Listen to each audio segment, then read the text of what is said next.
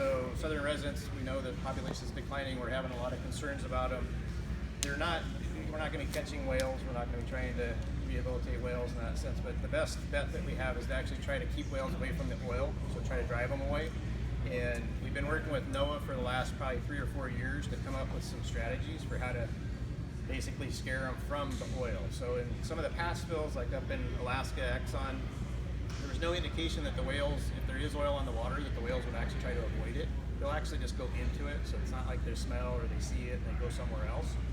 So because they're a listed species, we don't want to cause more harm than good. We don't want to do something that's going to be damaging, but we still want to try to keep them away from the spill. So there's 3 methods that NOAA has pre-approved that we can use through the instant command system, and we can go like that with them to actually implement them.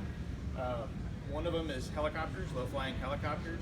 So bring them down in front of the whales, try to use the rotor noise, the visual stimulus to try to actually move them a different direction. Another one's underwater firecrackers, seal bombs. You've probably heard them called. So again, if you have a number of boats in a line, people can be dropping those off and try to make a fence, if you will, with the noise. And then the one that we've been working on most recently is called Nakomi pipes. And there's a picture right down here, but normally this would be an 8-foot pipe, and it would be hung from a boat, and they're capped at one end, so they're hollow. They'll hang it so it's about this far above the water, and then you strike it with a hammer. And it basically makes a really loud noise that's irritating enough that it'll try to drive them somewhere else. So if you have a narrow pass or somewhere that you're trying to keep them from, you can get a number of boats across that and actually make a line of noise. This has been used once successfully in Alaska to drive killer whales out of kind of an intertidal lake. They got into a freshwater lake that was tidally affected at the right height, the right tides, and they were able to use these to drive them out.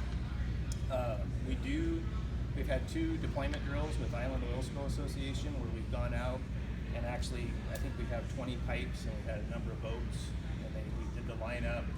To talk about logistics to deploy this, they're kind of a hassle because they're really large and they require a boat and they require somebody that's striking it.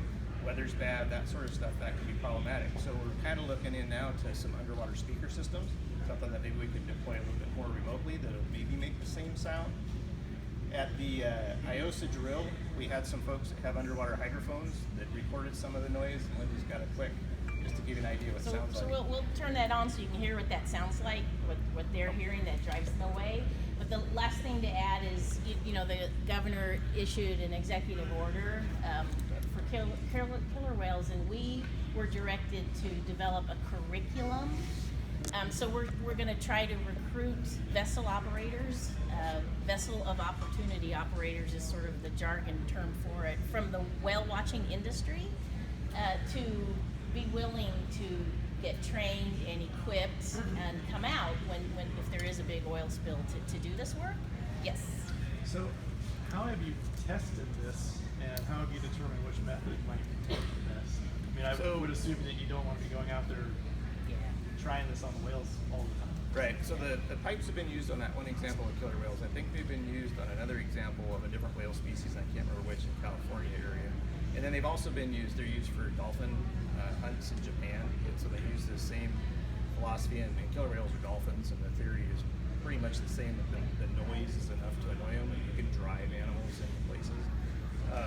So this takes a fair amount of seamanship, and we do really need to have people trained ahead of time. And the grateful thing is that there is a group that has been actively, without sort of real funding and oversight, doing this. But with this executive order, we think we'll be able to make good advancements in that.